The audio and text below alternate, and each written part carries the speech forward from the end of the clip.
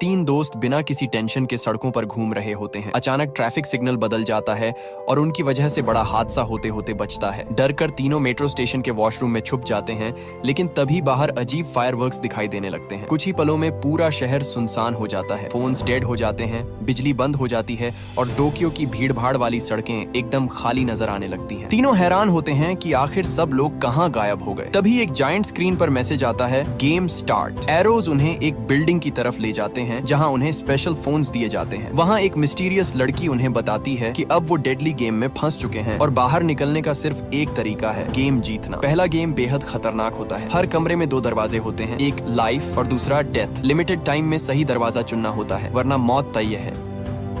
शुरुआत में सब इसे मजाक समझते हैं, लेकिन एक लड़की गलत दरवाजा चुनते ही मारी जाती है। तभी सबको एहसास होता है कि ये कोई प्रैंक नहीं बल्कि असली मौत का खेल है। धीरे धीरे मेन कैरेक्टर बिल्डिंग के पैटर्न को समझना शुरू करता है। हर रूम पिछले रूम से जुड़ा होता है और सही रास्ता दिमाग से ढूंढना पड़ता है। आखिरकार वो अपने दोस्तों के साथ गेम क्लियर करके बाहर निकल आता है। बिल्डिंग से बाहर आते ही सबको लगता है कि अब सब खत्म हो गया, लेकिन तभी फोन पर मैसेज आता है, गेम ओवर, और हर किसी को 3 दिन का वीजा मिल जाता है। पास ही एक कार्ड भी रखा होता है। तभी एक आदमी आता है और बताता है कि ये खेल खत्म नहीं हुआ बल्कि अभी शुरू हुआ है। उसका खुद का वीजा खत्म हो चुका होता है और कुछ ही देर में उसे लेजर मार देता है। ये देखकर सबके होश उड़ जाते हैं। अब उन्हें समझ आता है कि वीजा ही उनकी जिंदगी का टाइम है। अगर समय खत्म हुआ तो सीधी मौत। अगले दिन भी शहर बिल्कुल खाली और डेड ही होता है, जैसे दुनिया को खत्म हुए काफी वक्त हो गया हो। वो लोग एक मॉल में रुकते हैं जहाँ उन्हें समझ आता है कि हर प्लेयर अलग समय पर इस दुनिया में आया है, यानी सबकी टाइमलाइन अलग है और कहीं ना कहीं कोई इस पूरे सिस्टम को कंट्रोल कर रहा है। अब शाओ शुआई और उसका दोस्त फैसला करते हैं कि अगर जिंदा रहना है तो जल्दी से इस सिस्टम को समझना होगा। अगले दिन वो एक नए गेम लोकेशन पर पहुंचते हैं जहां पहले से कई लोग मौजूद होते हैं। तभी फोन पर नया गेम अनाउंस होता है, डिफिकल्टी स्पेड। अब साफ हो जाता है कि हर गेम अलग टाइप का होगा। गेम का असली खौफ शुरू होता है। खिलाड़ियों को समझाया जाता है कि हर कार्ड का अपना अलग मतलब है। स्पेड यानी फिजिकल गेम्स, डायमंड मतलब इंटेलिजेंस, क्लब टीम वर्क और सबसे खतरनाक हार्ट, जहाँ इंसानी इमोशंस और बिट्रेयल से खेला जाता है। इस बार जो गेम शुरू होता है उसमें सभी को 20 मिनट के अंदर सेफ जोन ढूंढना होता है। अगर किसी को किलर पकड़ ले या टाइम खत्म हो जाए तो पूरी बिल्डिंग ब्लास्ट हो जाएगी। गेम शुरू होते ही सब लोग अलग अलग फ्लोर्स पर फैल जाते हैं और अपनी जान बचाने के लिए भागने लगते हैं। शुरुआत में सबको लगता है कि शायद किलर कोई मॉन्स्टर होगा, लेकिन जल्द ही सच्चाई सामने आ जाती है। वो एक मास्क्ड आदमी होता है जिसके हाथ में मशीन गन होती है। जैसे ही वो सामने आता है कुछ प्लेयर्स तुरंत मारे जाते हैं। एक लड़का पैनिक में गेम छोड़ने की बात करता है, लेकिन यहाँ गेम क्विट करने का मतलब भी मौत ही होता है। उधर दूसरी तरफ 2 लड़कियां जान बचाकर भाग रही होती हैं, लेकिन उनमें से एक गिर जाती है। उसकी दोस्त पीछे मुड़कर मदद करने की कोशिश करती है और उसी पल गोली का शिकार बन जाती है। इसी बीच हीरो एक इम्पोर्टेंट चीज नोटिस करता है। किलर ने हेलमेट पहना हुआ होता है, जिसकी वजह से उसका विजन लिमिटेड होता है और वो सिर्फ सामने ही देख सकता है। हीरो तुरंत बाकी प्लेयर्स को उसकी पोजीशन बताने लगता है ताकि सब मिलकर उसके मूवमेंट को ट्रैक कर सकें और सेफ जोन ढूंढ सकें। लेकिन डर की वजह से कोई भी टीम वर्क नहीं करना चाहता। सिर्फ एक लड़की उसकी बात सुनती है। बाकी लोग अपने अपने बचने में लगे रहते हैं। टाइम तेजी से खत्म हो रहा होता है और अब सिर्फ कुछ ही लोग जिंदा बचे होते हैं। तभी एक स्ट्रॉन्ग और अग्रेसिव आदमी फैसला करता है कि सिर्फ भागने से कुछ नहीं होगा, उन्हें किलर पर हमला करना पड़ेगा। वो प्लान बनाता है कि एक आदमी उसे ट्रैप में फंसाएगा और बाकी पीछे से अटैक करेंगे। हीरो को सेफ जोन ढूंढने का काम दिया जाता है, जबकि बाकी लोग किलर को रोकने की कोशिश करते हैं। बहुत मुश्किल के बाद कुछ लोग मिलकर गेम क्लियर कर लेते हैं, लेकिन इस दौरान कई मासूम लोग मारे जाते हैं। अब हीरो इमोशनली टूटने लगता है। उसे एहसास होता है कि ये गेम सिर्फ जान लेने के लिए नहीं बनाए गए, बल्कि इंसानों के डर, सेल्फिशनेस और इमोशंस से खेलने के लिए बनाए गए हैं। कुछ समय बाद वो लोग एक नए गेम अरीना की तरफ बढ़ते हैं। तभी फोन पर नया कार्ड दिखाई देता है, हार्ट। सबके चेहरे पर डर साफ नजर आने लगता है, क्योंकि हार्ट गेम्स सबसे खतरनाक माने जाते थे। अब गेम पूरी तरह इमोशंस और बिट्रेयल पर आ चुका था। जैसे ही वुल्फ कार्ड हीरो के पास आती है, सबको समझ आने लगता है कि इस खेल में असली खतरा कोई मॉन्स्टर नहीं बल्कि इंसानों की खुद की सर्वाइवल इंस्टिंक्ट है। रूल ये होता है कि जिस इंसान के पास वुल्फ होगा वही आखिर में जिंदा बचेगा, और ये कार्ड सिर्फ आंखों से कांटेक्ट होने पर दूसरे इंसान के पास ट्रांसफर होती है। यही वजह थी कि अचानक सब एक दूसरे से बचने नहीं बल्कि एक दूसरे का शिकार करने लगे। सबसे पहले लिन को समझ आता है कि असली ताकत वुल्फ बनने में है। वो तुरंत कार्ड अपने पास लेकर जंगल की तरफ भाग जाती है। पीछे से उसका दोस्त तलवार उठाकर उसके पीछे दौड़ पड़ता है। कुछ देर पहले तक जो लोग साथ सरवाइव करने की कोशिश कर रहे थे, अब वही एक दूसरे को मारने पर उतर आते हैं। हालत इतनी खराब हो जाती है कि दोस्ती, भरोसा और इंसान इंसानियत सब पीछे छूटने लगते हैं। हीरो अब भी मानता था कि इस गेम का कोई ना कोई सोल्यूशन जरूर होगा। वो बार बार सबको रोकने की कोशिश करता है, लेकिन कोई उसकी बात सुनने को तैयार नहीं होता। एक वक्त ऐसा आता है जब कार्ड बार बार लोगों के बीच ट्रांसफर होने लगती है और पूरा माहौल पागलपन में बदल जाता है। घायल होने के बावजूद भी उसका दोस्त अपने साथियों को बचाने की कोशिश करता रहता है, जबकि लेन सिर्फ खुद के बचने के बारे में सोच रही होती है। भागते भागते हीरो एक टूटी हुई ग्लास वॉल के पास पहुंचता है और कॉलर हटाने की कोशिश करता है, क्योंकि अगर कॉलर नहीं हटा तो गेम खत्म होते ही मौत तय थी। लेकिन डर और प्रेशर की वजह से उसके हाथ कांपने लगते हैं। हीरो बार बार अपने पुराने दिनों को याद करने लगता है। जब भी उसके पिता और भाई उसे निकम्मा समझते थे, तब उसके दो दोस्त हमेशा उसके साथ खड़े रहते थे। वही दोस्त उसके लिए असली परिवार जैसे थे। उसे एहसास होता है कि अगर उसके दोस्त ही नहीं रहे तो फिर उसके जिंदा रहने का क्या मतलब है। यही सोचकर वो फैसला करता है कि वुल्फ कार्ड अपने दोस्तों को दे देगा ताकि वो बच जाए। लेकिन दूसरी तरफ उसके दोनों दोस्त भी यही सोच रहे होते हैं। घायल होने के बावजूद भी वो दोनों छिप जाते हैं ताकि हीरो उन्हें ढूंढ ना सके। नियम के मुताबिक शीप को छिप कर रहना था ताकि वुल्फ उसे देख ना सके। अब हालत ऐसी हो जाती है कि तीनों दोस्त एक दूसरे को बचाने के लिए खुद मरने को तैयार थे। समय तेजी से खत्म हो रहा होता है। जंगल में छिपे हुए दोनों दोस्त चुपचाप बैठे रहते हैं। आखिर में उनमें से एक अपने दोस्त को पकड़कर सिर्फ इतना कहता है, माफ करना, शायद मैं बहुत सेल्फिश था। उधर हीरो पागलों की तरह उन्हें ढूंढता फिरता है। आखिरी वक्त पर उसका दोस्त सामने आता है, लेकिन जानबूझकर अपना चेहरा दूसरी तरफ कर लेता है ताकि कार्ड ट्रांसफर ना हो सके। वो मुस्कुराकर सिर्फ थैंक यू कहता है और फिर समय खत्म हो जाता है। अपने दोनों सबसे करीब दोस्तों को खोने के बाद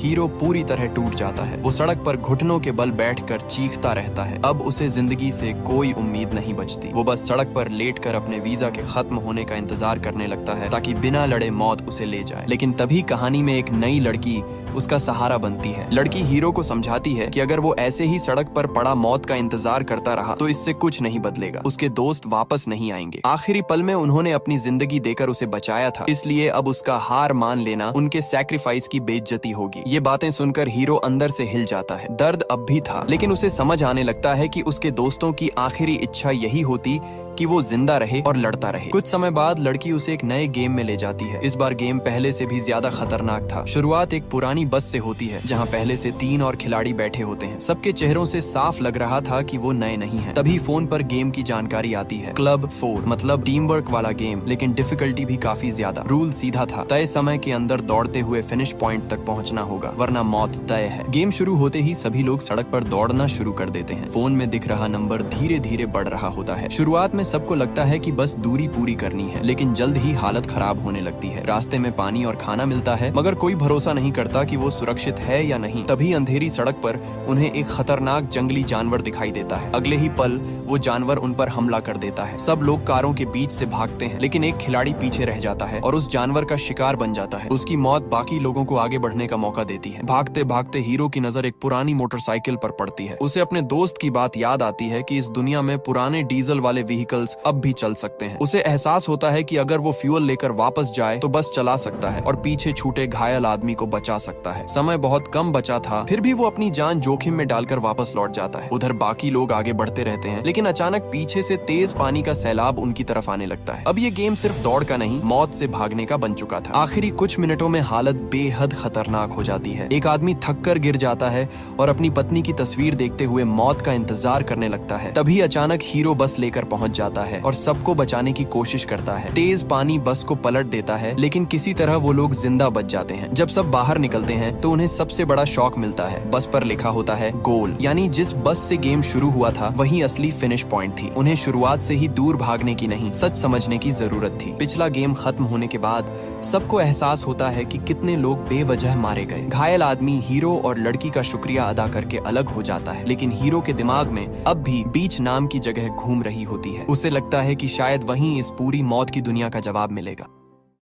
दोनों कई लोगों से पूछताछ करते हैं, लेकिन किसी को भी उस जगह के बारे में कुछ पता नहीं होता। तभी वो नोटिस करते हैं कि कुछ खिलाड़ी हमेशा ग्रुप में घूमते हैं। उनके हाथों में एक जैसे बैंड्स होते हैं और सबसे अजीब बात, वो लोग गेम्स आसानी से क्लियर भी कर लेते हैं। एक दिन अचानक दोनों देखते हैं कि वही लोग चलती हुई कार्ड्स इस्तेमाल कर रहे हैं। ये देखकर दोनों हैरान रह जाते हैं, क्योंकि इस दुनिया में ज्यादातर चीजें बंद पड़ी थी। हीरो और लड़की उन लोगों का पीछा करने का फैसला करते हैं। घंटों भागने के बाद आखिरकार उन्हें बीच मिल ही जाता है, लेकिन ये जगह बाकी दुनिया से बिल्कुल अलग होती है। जहाँ बाहर हर तरफ मौत और सन्नाटा था, वहीं यहाँ रोशनी, म्यूजिक, पार्टी और लोगों की भीड़ थी। ऐसा लग रहा था जैसे दुनिया कभी खत्म ही नहीं हुई। लेकिन अंदर की सच्चाई उतनी खूबसूरत नहीं थी। कुछ ही देर में दोनों को पकड़कर बीच के लीडर के सामने लाया जाता है। उसका नाम हैटर होता है। वो बताता है कि इस दुनिया से बाहर निकलने का सिर्फ एक तरीका है, सभी प्लेइंग कार्ड्स कलेक्ट करना। उसके मुताबिक ये दुनिया कोई सपना नहीं बल्कि एक अलग रियल्म है जहाँ चुने हुए लोगों को भेजा गया है। अगर पूरी डेक कलेक्ट हो जाए तो कोई एक इंसान वापस अपनी असली दुनिया में लौट सकता है। इसी मकसद से उसने बीच नाम का ये बड़ा ग्रुप बनाया है। बीच के अपने रूल्स होते हैं। पहला, हर किसी को सिर्फ स्विमवेयर पहनना होगा ताकि कोई वेपन छुपा ना सके। दूसरा, गेम जीतकर मिलने वाले कार्ड्स पूरे ग्रुप के होंगे। तीसरा, जो भी रूल्स तोड़ेगा उसे मौत की सजा दी जाएगी। दिन में यहाँ लोग गेम्स खेलते हैं और रात को पार्टी, डांस और शराब में खुद को भूलने की कोशिश करते हैं। लेकिन इस चमक दमक के पीछे हर इंसान के अंदर डर छुपा होता है। हीरो को जल्दी समझ आने लगता है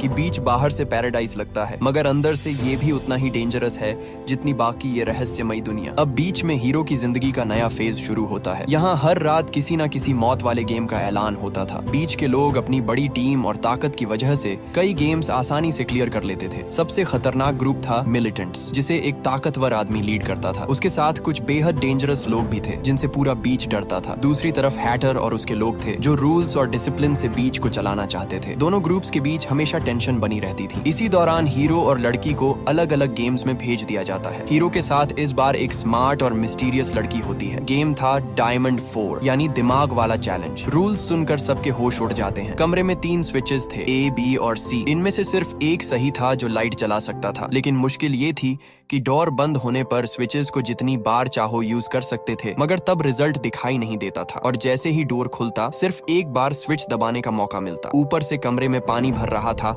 और छत पर खुले इलेक्ट्रिक वायर्स थे। अगर समय खत्म हो जाता तो पूरा कमरा करंट से भर जाता। कुछ देर सोचने के बाद हीरो ट्रिक समझ जाता है। वो सही तरीके से स्विचेस चेक करके आंसर निकाल लेता है और सभी लोग आखिरी वक्त में गेम क्लियर कर लेते हैं। वापस बीच आने पर उसे राहत मिलती है कि लड़की भी जिंदा लौट आई है। दोनों के बीच अब ट्रस्ट और अंडरस्टैंडिंग बढ़ने लगती है। बीच के कुछ लोग मजाक में उन्हें कपल तक कहने लगते हैं, क्योंकि इस मौत भरी दुनिया में लोग छोटी छोटी खुशियों को पकड़कर जीने की कोशिश कर रहे थे। तभी मिलिटेंट्स का लीडर अपने लोगों के साथ वहां आता है। वो हीरो को देखकर उसके पुराने दोस्त की मौत का जिक्र करता है और ताना मारता है कि गलत इंसान बच गया। फिर उसकी नजर लड़की पर पड़ती है और माहौल अचानक अनकंफर्टेबल हो जाता है। मिलिटेंट्स का लीडर अब पूरी तरह पावर के नशे में था। उसकी नजर लड़की पर पड़ चुकी थी और वो उसे जबरदस्ती अपने साथ ले जाने की कोशिश करता है। हीरो तुरंत बीच में आ जाता है और माहौल लड़ाई तक पहुंच जाता है। तभी अचानक हैटर वहां आ जाता है और मामला संभाल लेता है। उसकी एंट्री से सब थोड़ी देर के लिए शांत हो जाते हैं। बाद में वो हीरो को अपने प्राइवेट मीटिंग में बुलाता है, जहां बीच के बड़े लोग कार्ड्स और गेम्स के बारे में बात कर रहे होते हैं। मीटिंग में पता चलता है कि बीच ने लगभग सारी कार्ड्स कलेक्ट कर ली हैं। अब सिर्फ सबसे डेंजरस हार्ट 10 बाकी बची थी। लेकिन अजीब बात ये थी कि इतनी देर में वो गेम कभी सामने ही नहीं आया। कुछ लोगों को शक था कि शायद उसके लिए कोई खास कंडीशन पूरी करनी पड़ेगी। दूसरी तरफ हैटर का वीजा भी खत्म होने वाला था, इसलिए उसे जल्द ही अगला गेम खेलना पड़ता। ये सुनकर मिलिटेंट्स के कुछ लोग सस्पिशियस तरीके से एक दूसरे को देखने लगते हैं, जैसे वो किसी बड़ी प्लानिंग में हो। अगले दिन हीरो बीच की सच्चाई और इस दुनिया के बारे में और जानने की कोशिश करता है। उसे पता चलता है कि टोक्यो के बाहर सिर्फ जंगल और बंद इलाके हैं। कुछ लोगों ने भागने की कोशिश भी की थी, लेकिन उन्हें तुरंत मार दिया गया। यानी कार्ड्स कलेक्ट करना ही शायद इस दुनिया से निकलने का अकेला रास्ता था। तभी उसे एक बदबूदार बड़ा कंटेनर मिलता है। अंदर देखकर उसके होश उड़ जाते हैं। वहाँ उन लोगों की लाशें भरी होती हैं जिन्हें मिलिटेंट्स ने रूल्स तोड़ने के नाम पर मार दिया था। इसी बीच व्हाइट हेयर्ड आदमी हीरो से खुलकर बात करता है। वो बताता है कि बीच ज्यादा दिनों तक स्टेबल नहीं रहेगा। मिलिटेंट्स धीरे धीरे कंट्रोल ले रहे हैं और जल्दी ही यहाँ केओस शुरू होने वाला है। उसका प्लान था कि केओस शुरू होने से पहले सारी कार्ड्स चुराकर भाग निकला जाए। हीरो और लड़की पहले से ही बीच से निकलना चाहते थे, इसलिए वो उसके साथ मिल जाते हैं। लेकिन हालात अचानक बदल जाते हैं जब खबर मिलती है कि हैटर मर चुका है और उसके शरीर पर गोली के निशान है। हैटर की मौत के बाद पूरा बीच हिल जाता है। मिलिटेंट्स जबरदस्ती अपने आदमी को नया लीडर बना देते हैं। उसी दौरान व्हाइट हेयर्ड आदमी हीरो को सीक्रेट बताता है कि कार्ड्स वाला सेफ कैसे खोला जा सकता है। हीरो चुपके से लीडर के कमरे में पहुंचता है, जबकि लड़की बाहर निगरानी करती है। काफी टेंशन के बाद वो सेफ खोल भी लेता है, लेकिन तभी पीछे से आवाज आती है। हीरो मुड़कर देखता है और शॉक में रह जाता है। जिसने उसे प्लान दिया था वही उसे ट्रैप में फंसा चुका था। हीरो को पकड़ने के बाद मिलिटेंट्स उसे एक बंद कमरे में कैद कर देते हैं। उसके कान, आंखें और यहाँ तक कि सूंघने की ताकत तक टेप से बंद कर दी जाती है ताकि वो बाहरी दुनिया से पूरी तरह कट जाए। उनका इरादा सीधा था, उसे ऐसे ही छोड़ दिया जाए और वीजा खत्म होते ही ऊपर से आने वाली लेजर उसे मार दे। उधर व्हाइट हेयर्ड आदमी अपने असली प्लान पर काम कर रहा था। उसे पहले से शक था कि इतने इंपॉर्टेंट कार्ड्स किसी साधारण सेफ में नहीं रखे होंगे। हीरो सिर्फ एक डिस्ट्रैक्शन था। जब सबका ध्यान उसकी तरफ गया तब व्हाइट हेयर्ड आदमी क्वाइटली लीडर रूम में घुस गया। वहाँ उसने नोटिस किया कि नया लीडर बार बार वॉल पेंटिंग की तरफ देख रहा था। उसी से उसे समझ आ गया कि असली सेफ पेंटिंग के पीछे छुपा है। पेंटिंग हटाते ही सीक्रेट सेफ मिल जाता है और आखिरकार वो हार्ट 10 को छोड़कर बाकी सारी कार्ड्स चुरा लेता है। लेकिन तभी अचानक बीच की बिजली चली जाती है। कुछ सेकंड बाद पावर वापस आती है, मगर अब पूरा माहौल बदल चुका होता है। स्पीकर्स पर एक आवाज गूंजती है कि बीच अब एक नए गेम का अरीना बन चुका है और यही वो गेम था जिसका सबको इंतजार भी था और डर भी। हार्ट 10 हॉल के बीचों बीच एक लड़की की लाश पड़ी होती है जिसके सीने में चाकू घुसा होता है। अनाउंसमेंट होती है कि किलर इन्हीं लोगों के बीच छुपा है। अगर 2 घंटे के अंदर असली मर्डरर नहीं मिला तो वहाँ मौजूद हर इंसान मारा जाएगा। बस फिर क्या था, पूरा बीच पागलपन में बदल जाता है। लोग एक दूसरे पर शक करने लगते हैं। सबसे पहले शक लड़की की दोस्त पर जाता है क्योंकि वो हमेशा उसके साथ रहती थी, लेकिन उस रात अलग थी। मिलिटेंट्स बिना कोई प्रूफ सुने उसे जिंदा आग में फेंकने की कोशिश करते हैं। कुछ लोग रोकने की कोशिश करते हैं और कहते हैं कि बिना एविडेंस किसी को किलर नहीं मान सकते। तभी एक और लड़की के हाथ पर खून दिखाई देता है और भीड़ तुरंत उसके पीछे पड़ जाती है। इसी दौरान एक लड़की रिवील करती है कि हैटर की मौत मिलिटेंट्स ने की थी क्योंकि उसके शरीर में वही बुलेट्स मिली थी जो मिलिटेंट्स इस्तेमाल करते थे। ये सुनते ही नया लीडर गुस्से में आ जाता है और खुलेआम धमकी देता है कि अगर किलर खुद सामने नहीं आया तो वो पूरे बीच का मैसेकर कर देगा। अगले ही पल गोलियां चलने लगती हैं, लोग जान बचाकर भागने लगते हैं और पूरा बीच नरक बन जाता है। मिलिटेंट्स होटल में आग लगा देते हैं ताकि लोग बाहर भागें और उन्हें आसानी से मारा जा सके। मिलिटेंट्स ने होटल की छत पर चढ़कर लोगों को ऐसे मारना शुरू कर दिया जैसे कोई डेडली शूटिंग गेम चल रहा हो। नीचे आग, धुआं और चीखें थीं, जबकि ऊपर से गोलियां बरस रही थीं। कई लोग धुएं से बचते बचते सीधे मिलिटेंट्स के सामने पहुंच जाते और वहीं मार दिए जाते। उधर लड़की अपने दोस्त के साथ हीरो को ढूंढ रही होती है। तलाश करते हुए उन्हें एक कमरे में मिलिटेंट्स का एक मेंबर छुपा मिलता है जो खुद किसी को मारने से डर रहा होता है। उसी से पता चलता है कि हीरो को चौथी मंजिल पर बंद किया गया है। दूसरी तरफ एक पागल मिलिटेंट लगातार लोगों को मारता घूम रहा था। धीरे धीरे पता चलता है कि असली दुनिया में वो खुद बुलिंग का शिकार था, लेकिन इस दुनिया में आकर वही सबसे खतरनाक इंसान बन गया। उसकी क्रूएल्टी देखकर लगता था जैसे उसे पहली बार पावर मिली हो, लेकिन उसी रात उसकी मुलाकात व्हाइट हेयर्ड आदमी से होती है।